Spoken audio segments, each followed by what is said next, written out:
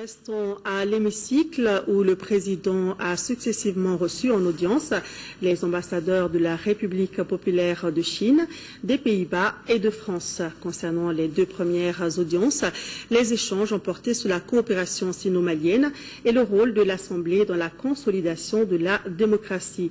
Les représentants diplomatiques de ces trois pays ont par ailleurs félicité le président Issaka Sidibé pour son élection à la tête du Parlement malien. Le compte-rendu de cette série d'audiences avec Ramata Konaté.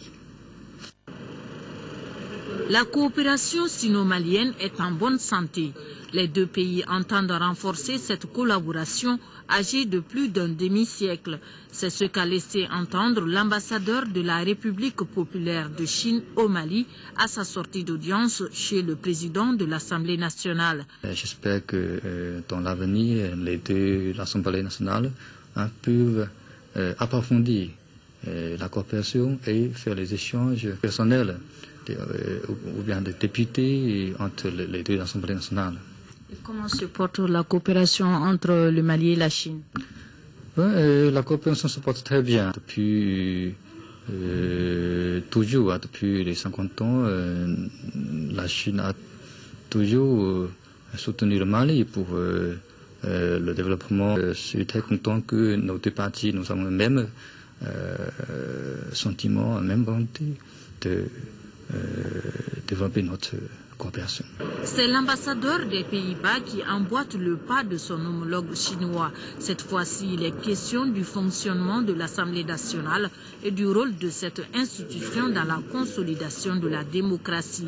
Dans tous les cas, l'ambassadeur néerlandais se dit satisfait par la qualité des échanges. C'était très bon de se rencontrer avec le président de l'Assemblée nationale pour discuter un petit peu sur le rôle de l'Assemblée nationale et aussi le travail à faire, les difficultés on peut voir, et les opportunités. C'était vraiment sur le fonctionnement du Parlement et les idées sur, par exemple, la communication.